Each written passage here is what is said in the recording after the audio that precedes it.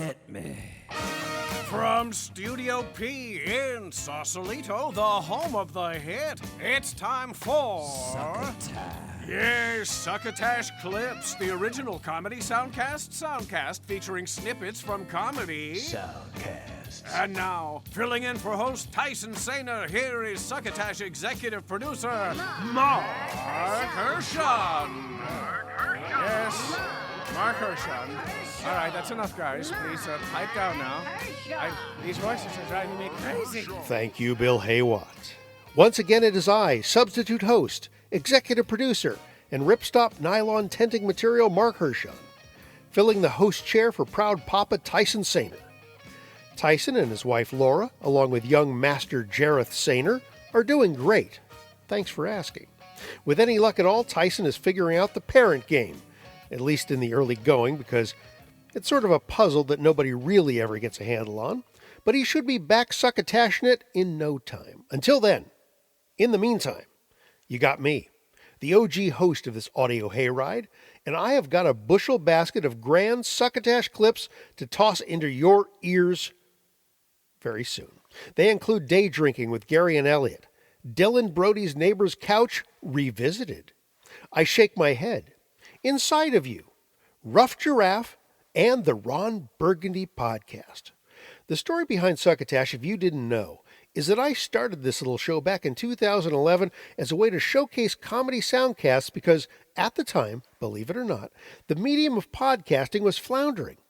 People were having trouble finding them or knowing how to listen to them, and a lot of what was available was somewhat sketchy in terms of both content and quality. Well, since then, it's clear that soundcasting has found its footing, and now we've got hundreds of thousands, literally hundreds of thousands of shows. Now, I like to think that Succotash has something to do with the medium surviving and paddling to the shore, emerging, standing up on its own 2 feet, and evolving into the awesome force it is today. I know that's not true, but I still like to think we had a little tiny piece of what made this happen. Nonetheless, I encourage you to take in today's clips, and if you're liking one or more of the shows we're sampling, go ahead, check out an entire episode.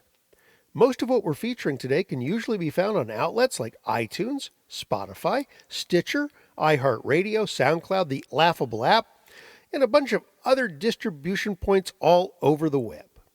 You can simply Google the Soundcast title, or, to make it a little easier, hop on over to our home site, right over here. Yeah, come on, succotashshow.com. You'll find the title in this episode's blog post for each of the clips with clickable links. We're doing it all for you. And we are entirely listener supported, by the way. We have a couple of sponsors, but they're phony.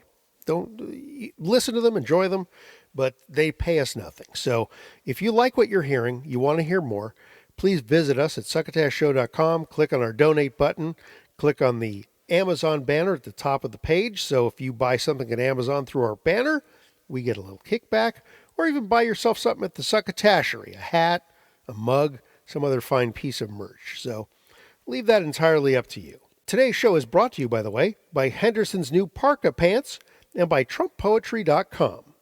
All right, without further ado, let us begin. First up is a new offering, an original production from Funny or Die in conjunction with iHeartRadio, the Ron Burgundy Podcast.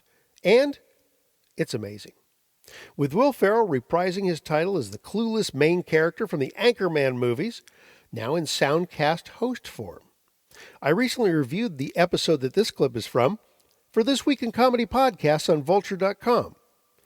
It's the premiere episode that dropped a few weeks ago, entitled True Crime. It seems Ron is just getting the hang of what the heck a podcast is all about, as you'll hear, so I thought it would be fun to hear the very start of the show to give you the flavor of what's going on, starting with a live commercial read. My name is Ron Burgundy, and lately I've been using a new app called Fair. That's F-A-I-R, Fair. It's a great new way to get a car without a bunch of hassle. I give it 9 out of 10 stars. I take away 1 star because I wanted a 1974 Mercury Cougar, and apparently they deal mainly in recent model cars, which is a real shame, because the 74 Mercury Cougar comes with a standard V8 engine, high styling inside and out with Landau roof and sorry, I'm getting carried away. Anyway, don't buy a car, fare a car. Hey, it's a verb. Check 1. 1, 2, check. 1, 1, 2, check. Check.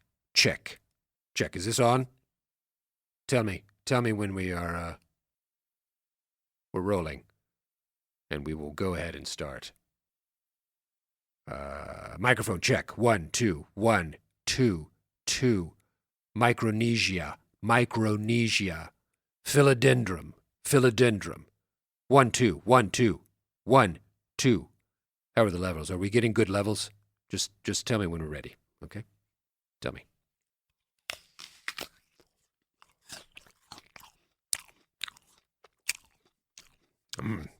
That's a good apple. Hey,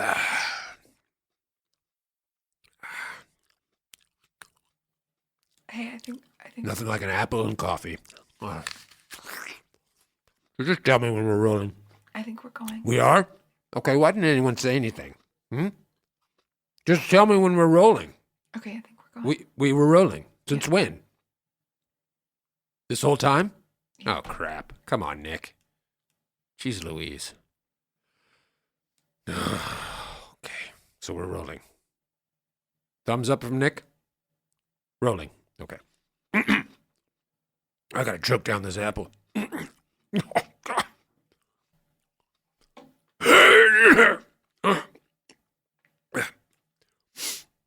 Hello, friends. This is Ron Burgundy, and this is the Ron Burgundy Podcast. Cue music. I said cue music. We don't have music? Okay, we need to work on that. Once again, this is Ron Burgundy, and you are listening to the Ron Burgundy Podcast. This is our initial launch into the podcast space, and I want to welcome you, the listener, to this journey we are about to take together. A journey that I think you will find fascinating, I hope informative, and at times terrifying. I know that right now I'm a little terrified because I don't know what a podcast is. When the men in the gray suits approached me about recording my voice for a series of discussions, musings, interviews, etc., my curiosity was piqued. So I asked, "Is this played out on the radio?" They said no. Then I thought, well, okay. Well, we'll just record it on a bunch of cassette tapes and mail them out and hope that we get the money back. Sort of an honor system? The men in the gray suits all laughed and said, "Ron, this is why you're a genius." And I said, "Well, I'll never correct you on that statement." Again, shrieks of laughter. This meeting was going well, and I wasn't about to admit that I still didn't have the faintest idea of what a podcast was. I'll be honest, it had been a while since I'd had a meeting like this, where people were interested in what I had to say, and I thought it was entertaining. It felt good. How did they find out where I lived? Can it, Ron? Don't ruin the good vibes, I thought to myself. The men in the gray suits said I would have complete and utter journalistic control over all of my podcasts, and with that, they left. And here we are. Just you and me and a whole buttload of time to discuss anything, and I mean anything. By the way, I did look up the meaning of podcast. It is a digital audio file made available on the internet for downloading to a computer or mobile device, typically available as a series, new installments of which can be received by subscribers automatically. The Ron Burgundy Podcast drops on Thursdays, and in addition to its home at iHeartRadio, you can also catch every episode of Succotash, by the way, on iHeartRadio. The show is available on iTunes, Stitcher, etc., etc. Now I want to welcome back old friend and soundcaster Darren Staley to the Podwaves. Darren and I started our shows off roughly around the same time. I not only featured a few clips from his show, but also used to give him crap because of the audio quality of some of his early installments. His show was hilariously called Dylan Brody's Neighbor's Couch, a tribute to comedian Dylan Brody, who sort of started the whole ball rolling. It was dreamed up from an interaction on Twitter that Darren had with Dylan. Now you're about to hear how that happened in this clip that Darren uploaded to us this past week from his new soundcast entitled Dylan Brody's Neighbor's Couch Revisited. You tweeted, like a day or two later, you tweeted, I'm going to California. Dylan Brody says I can sleep on his neighbor's couch. And my first response was, oh crap, I have a stalker. And then I realized that it was a joke, that inviting someone to stay on my neighbor's couch was kind of hilarious. Mm-hmm. So I responded appropriately. If he didn't want me inviting people to stay on it, he shouldn't have left it out on the sidewalk where anyone can get to it. And then you said, publicly I believe, I think there's a podcast in this idea.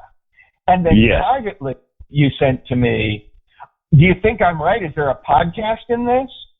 And I said, I have no idea what you're thinking of. And then you sent me a 1.5-page email, because apparently 1.5 pages is the length at which you work.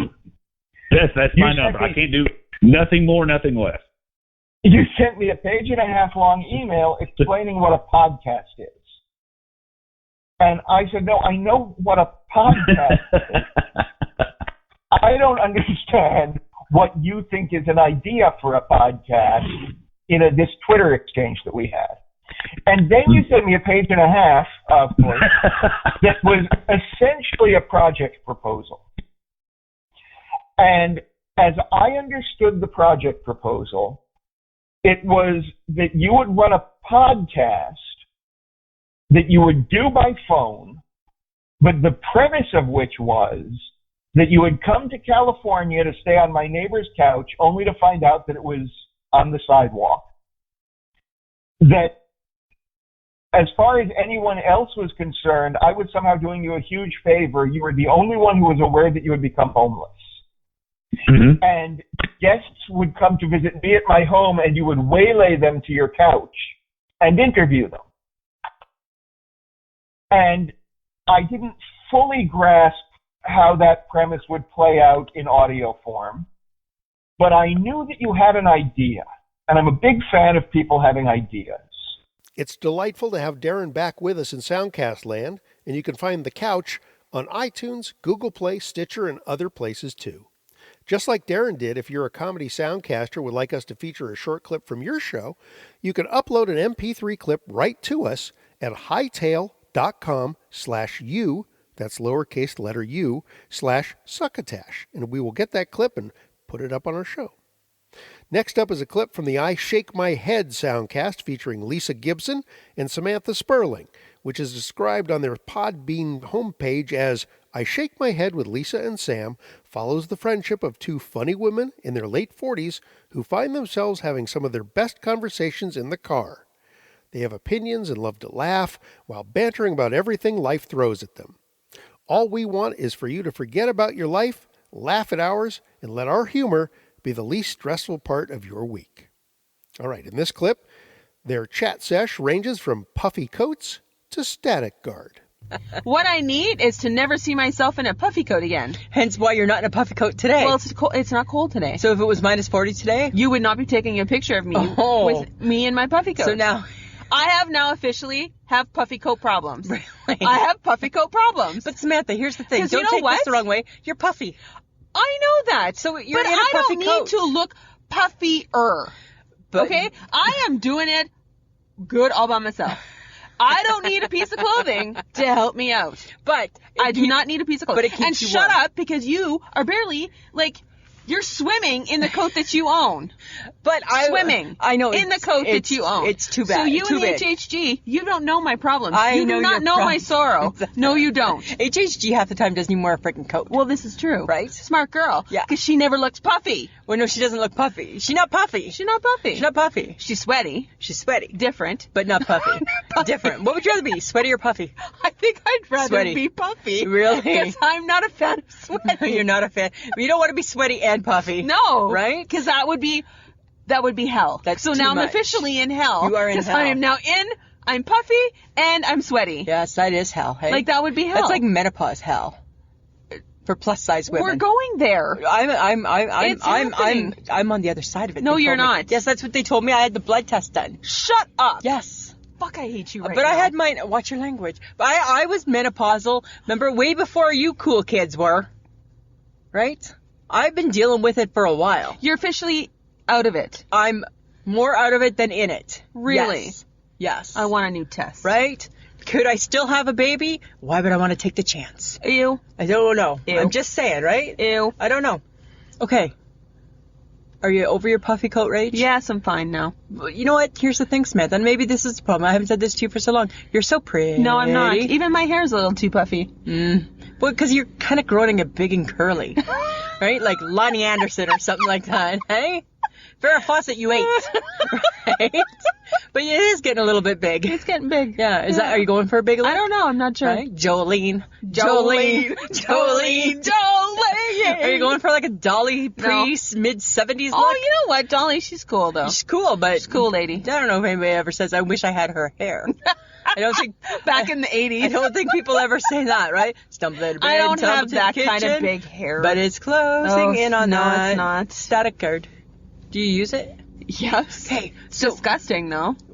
You choke on the smell. Why? And like, it gets And banned why are from you our choking house. on the smell? It's banned in our house, right? Like, How do you ban static guard? because I have to use static guard when Mike goes to work, and then I static guard. So by the time he comes home, there's no static guard smell. Do you know why? Oh my And he's not a God. controlling dude whatsoever. Do you know why? Because he's convinced I'm killing him with it. Right? Because anything that smells like that and makes you choke, It's got to be bad for it's got to you. be bad for you. And Gotta be bad. And he doesn't want it around. And I'm like, okay. Are you really killing him with static guard? Well, I'm not trying to. Or am I? Do. Do. No, I'm not It's trying very to. possible. But why can't they if they can make a bathroom air freshener that smells decent, why can't they change the smell of the static guard? Like make it like cinnamon. Or like, Ooh, no. No, because then your clothes would smell like cinnamon. Oh, that's why it doesn't smell. Because you're spraying it on your clothes. So unless you want, but then they could spray it with maybe a Febreze smell. maybe, well, I don't know. I don't like the smell of Febreze. I don't like the smell of static guard. But what did we do before static guard? The I Shake My Head Soundcast's home site seems to be their Podbean location, which you can access via our succotashshow.com blog page. Just click on the title of their show to get there. Or check them out at any of the usual Soundcast distribution points on the World Wide Web. If you've been freezing your butt off this winter, hope has arrived in the form of Henderson's Parka Pants. Just listen. Hello, friend. Bill Haywatt here with some excellent news for those of you caught in wintry climes this season. Henderson's Pants is proud to introduce their new Parka Pants. For years, people have been protecting their upper bodies with warm, puffy goodness, while their lower extremities had to make do with soggy jeans and steamy, sodden thermal underwear. No more. Now, when it's time to go out into the frozen tundra that used to be your front yard, just toss on a pair of Henderson's Parka Pants with nothing more than briefs, boxers, or panties underneath. You're ready to shovel that driveway or make snow angels, keeping toasty warm all the while. Even if it's warm where you live, but you work in a freezing cold office, Parka Pants are perfect. That's because, unlike your typical ski jacket, Parka Pants feature stylish outer material, ranging from combed cotton and linen to silk and polyester blends, so you can mix and match to go with your sport coats, suit jackets, or blouse. Originally designed for Admiral Perry, Sir Edmund Hillary, and Tenzing Norgay, Henderson's Parka Pants are just what you need when you're looking to put some heat in your seat.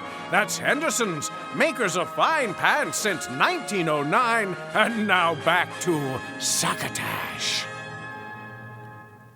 Another Soundcast I did a review of recently on vulture.com, you can grab the link from our succotashshow.com blog site, is Inside of You with Michael Rosenbaum. You might remember him as Lex Luthor from the Smallville TV series. You likely also know his recent guest Chris Sullivan from his recent appearances as Toby on NBC's This Is Us.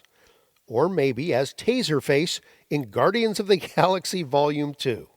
Either way, or if you don't know him at all, the insightful, funny chat with Rosenbaum that our clip comes from will introduce him to you in ways you're not likely to find anywhere else. You said, I don't know if I really like myself now, or something along those lines. Yeah. And that struck me. When you say something like, I can't just let that slide. No. That. Because I've suffered with that. I think Rob suffers with that. Jennifer Love Hewitt was on the show. She talks about that. I think everybody I talk to in some way, I mean, the goal is you want to like yourself. You want to love yourself. When people say, you can't love another until you love yourself, that scares me. Correct. So what is it about you? I see a guy who's happily married. I see a guy who has a huge career. I see a guy who's handsome, who's a former great tennis player, who has wonderful legs, plump-sized balls, egg-shaped. But, like, what is it about you that you just go... Listen, basic core beliefs, right? These basic core beliefs that we all have, however they get in there. It could be the smallest thing. It could be the largest thing. We all have something. We all have this inner critic that says you're not good enough, that says you're not lovable, you're incapable of loving others, you're worthless. Like, even if it's on a very small level, and I'm not saying I don't like myself, I do, especially today. I do a lot of work on myself. Tell me. But those feelings still come up. My wife and I were reading this article. So it was about the 7 deadly sins, and it was about Can we name them all real quick? Sloth, envy, pride, greed, lust, gluttony, and wrath. Come wrath. Don't look in the box. Don't open the box. Oh, God, come on, do it. In the box? Come on, do it. Become wrath. Do it. What's in the God box? Damn it. Open the box. Don't open the box. John Doe's got the upper hand. Open the box. Become wrath. Do it. Sorry. Wow. I don't even know. You switched through a bunch of those characters. I was a little spacey and a little bit. You were doing the Pit and I was doing the Freeman. Yeah, you got a little Freeman in there. Okay, sorry. Originally there was an 8th one that got rolled up into sloth called acedia. And acedia is this feeling that the desert monks who had come up with this idea originally believed was the worst of all of them. And it was the noonday demon. And it was this demon that gets inside you that says, you're not good enough. That says, the world is a terrible place. It's essentially this kind of rust on the bottom of a car that if you don't take care of it, it slowly spreads, and it takes 15, 20, 30 years for the bottom to fall out of this car. It is frequently mislabeled as depression, but it's this feeling of worthlessness and that the world is a terrible place that eats away at me or at a lot of people. But I believe that all of these years when I thought, oh, maybe I'm depressed, maybe I need this, is this idea of it's just negative self-talk. It's negative self-thinking. It's low self-esteem. It's a lot of things rolled up into one, but it seems to be like it was too complicated an idea that it was like, laziness. We'll just call it laziness. We'll call it sloth. And that type of thinking is something that you have to actively fight against because we all have it inside us. That you look around at everything that's happening in the world. If you look around long enough and you're not depressed by what you see, I don't know anyone who, especially now, is able to kind of process everything that's happening in the world without ending up a little down. Acedia. Tell me about how you deal with it, how every day. It sounds to me like it's part of like cognitive behavioral therapy. Yeah. You know, thinking positively, changing the way you think, correct? Yeah, therapy. It's living in conscious gratitude, writing it down, sharing it with others. Rob, will you write this down? Seriously. I'm not going to listen to this because I'm doing it right now. Well, write that down because I want to do that. I writing down positive things like, I am grateful I have a new puppy, Blanche. You know what we could do every day, and I do it with a couple of my friends. We have my wife and I have different text threads going.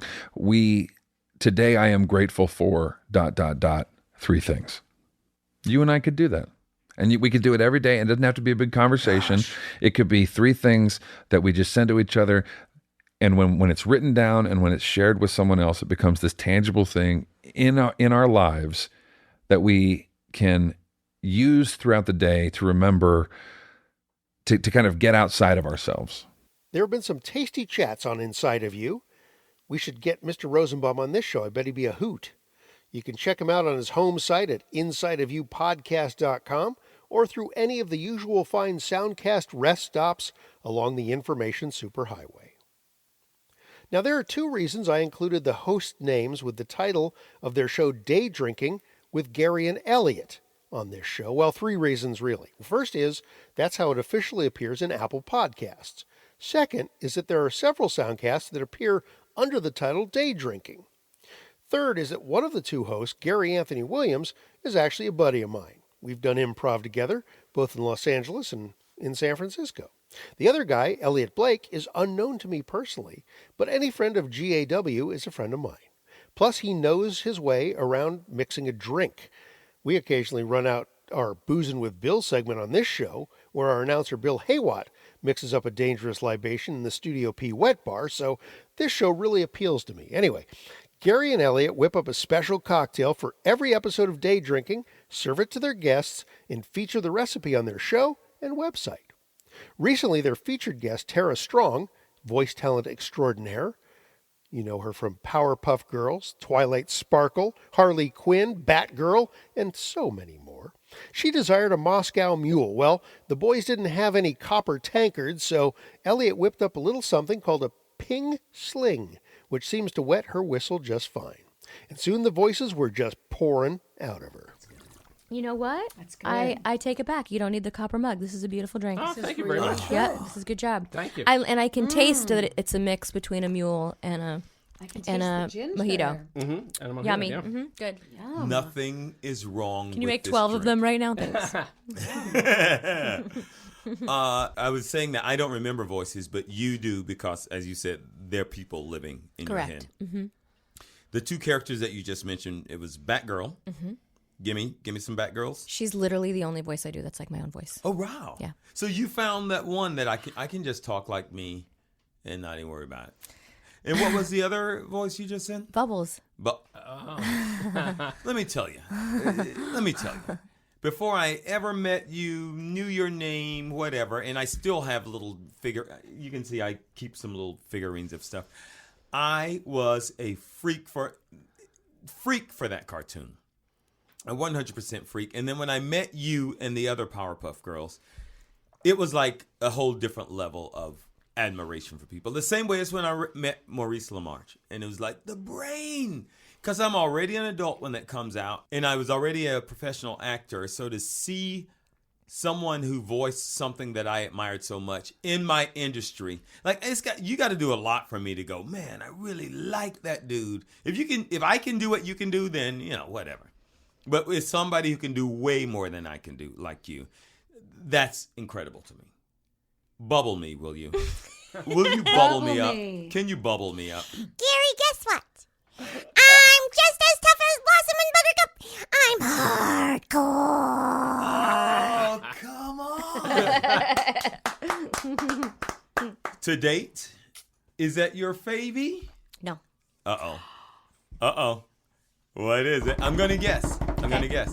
Is it one of your voices in one of those Batman series? No. Dang it. Elliot, you have a guess? Toot from Drawn Together. Oh, good guess. No. Okay. Well, he only guessed that because he worked on Drawn. He also works in animation production. What did you do on Drawn Together? I was the design coordinator on that show at Rough Draft, the animation studio, and then I also had a story credit on the Captain Hero's Marriage Pact episode. Oh, nice! So. That show is so much fun, and I was doing it at the same time as Rugrats. So I'm in the booth being a little baby, and then I'm in the booth swearing and making out with Cree. And like I remember one time my mother-in-law was in town, and I took her with me for the day, and we went to Rugrats, and I'm like, just so you know, because the next was a table read. Yeah. I'm like, this is not Rugrats. It's not like to get in the booth and say fucking shit after doing kid shows all day was like the greatest ever. Okay, so I made a horrible guess. From Rugrats as possible. You didn't make a horrible guess. I get to ask this at every single con. Well, I want to know. And because I've been so lucky, you're such iconic characters. Like, how do you choose? How do you say, oh, was it Harley? Was it Timmy Turner? I figured it was going to be Harley. It's not. I said I was wrong. Let me just preface this by saying every single one was so fun. Like, I have amazing memories and build families in these studios, and I couldn't say, like, that was more fun. It's like choosing your favorite kid. Yeah. And they're... But by the way, it's pretty easy to choose your favorite Yeah, kid. don't tell anybody. How many kids do you have? 2. One of them's your favorite. And yeah. we know which one. We know. I'm not going to say. The boy. But I'm going... They'll never guess. Okay, so my very favorite was The Little Mermaid 2. Because I don't know what little girl didn't want to be the Little Mermaid. Literally, I'm just packing up my house right now, and my bedroom in my house still has the poster from the original movie. Wow. And I used to like run around impersonating her, so it was like a huge dream come true to play her daughter. And I met Jodie Benson in the studio, and I burst into tears when I shook her hand. She's like, "Are you okay?" And I'm like, "I've just loved you for so long." Like I could have died the next day. Like to sing with her in the studio was amazing. So that was my favorite job. So because it wasn't just something that you created on the spot, but it's something that you had an emotional attachment to before you ever.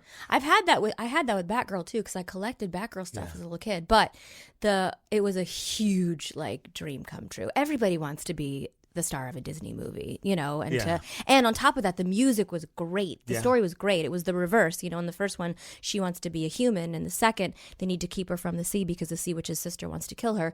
So she's kept from the sea, and she wants to be a mermaid, which she becomes. So it's the reverse of the first, and it's a beautiful story. If you've a mind to, you can catch more Day Drinking with Gary and Elliot, where fine soundcasts are streamed and or downloaded.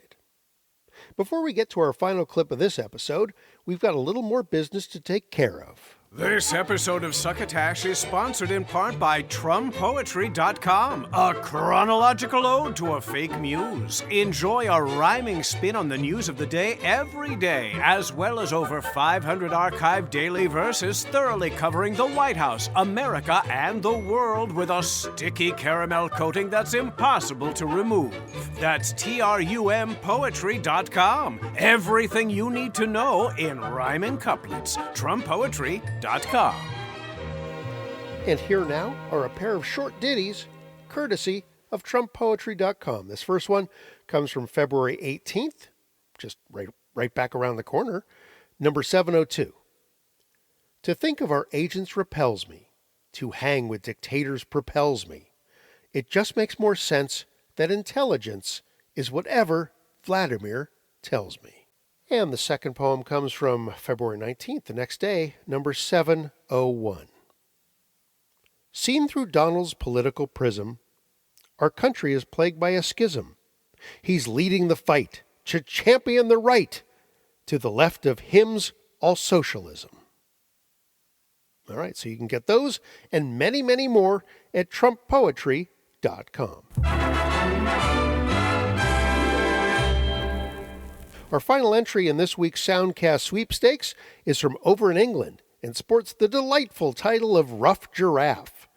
It also features a mother and daughter team, Mum and Stacy. That's all I know them as, Mum and Stacy. Touting their show as a kind of trivia-driven menace, these two try to trip each other up with questions about all kinds of crazy stuff. I picked this clip from their most recent episode because the questions are all about the TV game show Who Wants to Be a Millionaire? I actually know the creator of that show, Michael Davies, who used to work for me on a little-known Merv Griffin-produced game show called Ruckus. That's neither here nor there, really. Anyway, here's a taste of Rough Giraffe. Mum, do you know which is the most exported game show? So it's everywhere. Not necessarily hosted by the person that we would see it as, but sold to the most countries. Is it, Who Wants to Be a Millionaire? I do. Yeah, it is. Hey, well done. I'm brilliant, I am. So 107 different countries or territories around the world have their own version of Who Wants to Be a Millionaire. Do you think that you could answer the £1 million question on Who Wants to Be a Millionaire? Well, that depends if I know the answer. Do you want me to test you on a few of the £1 million questions and see if you could get them? Oh, my goodness. Okay. Are you ready for this? Yeah. First question. The Earth is approximately how many miles away from the sun? Oh. You get 4 choices. Can you give me the choices? Yeah, it's 9.3 million miles, 39 million miles, 93 million miles or 193 million miles? Okay.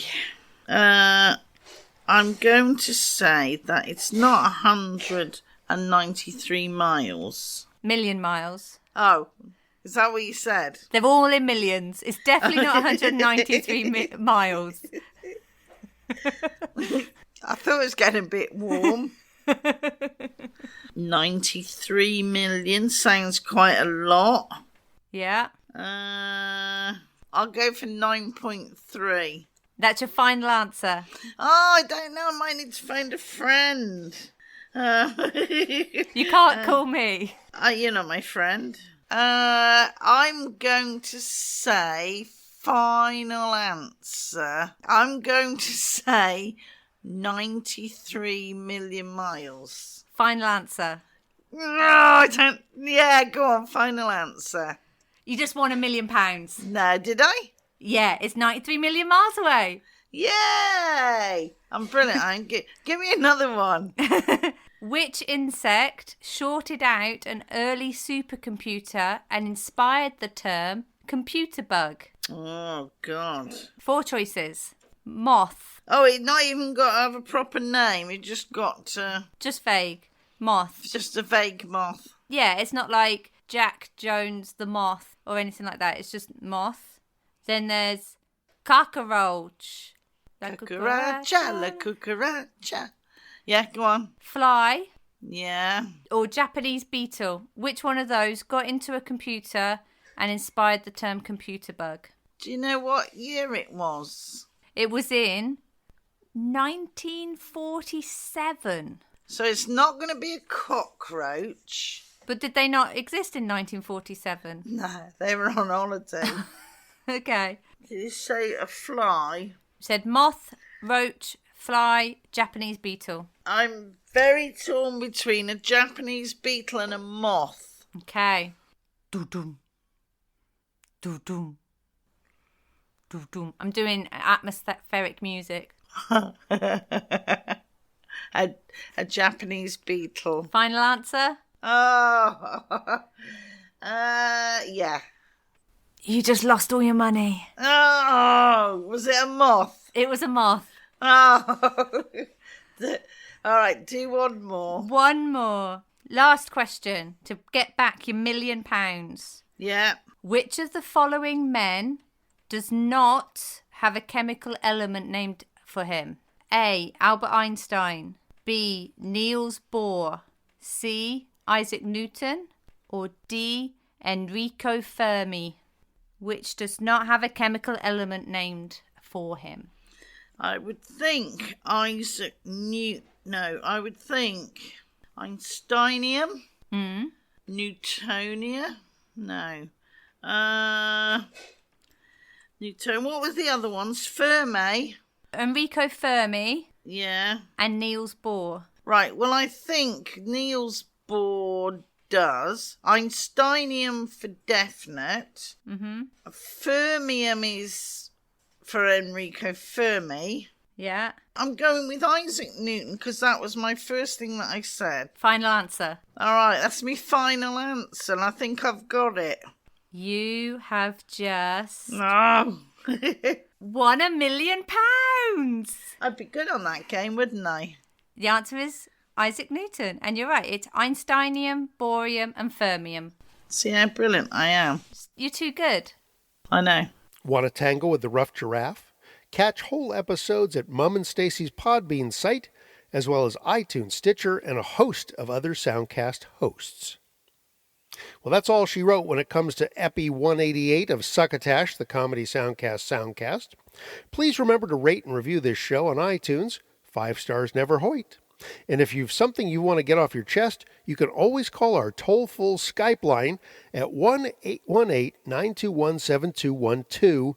That's 1-818-921-7212, and leave us a message that we can play on the show. All right, our regular host, Tyson Saner, may be back as soon as our next installment, who can say? And I may be contributing a new feature we've talked about, but I will save that as a surprise. Until we meet again, I've been your substitute host, Marc Hershon, and I will gently remind you to please, oh please, pass the Succotash. Goodbye. You've been listening to Succotash Clips, the comedy soundcast with your substitute host, executive producer Marc Hershon. Brought to you by Henderson's Pants, TrumpPoetry.com, and Imagine your company's name right here. Yes, find us on the web at SuccotashShow.com, on iTunes, on Stitcher, on iHeartRadio, on YouTube, on SoundCloud, and on the Laughable app. You can hear us streaming and like us on Facebook. Follow us on Twitter at Succotash Show. Email us at marc@succotashshow.com, or call into the Succotash Skype line at our toll call number, 818-921-7212. That number again is 818-921-7212. You can also upload clips from your favorite comedy soundcasts directly to us by using our direct upload link at hightail.com/u/Succotash. Production of Succotash is overseen by Joe Paulino through the auspices of Studio P Sausalito, the home of the hit. Our regular host is Tyson Saner. Our musical director is Scott Carvey. Our booth assistant is Kenny Durges. That's me. Until next time, I'm your loyal booth announcer, Bill Haywatt, reminding you to please pass the Succotash. Goodbye.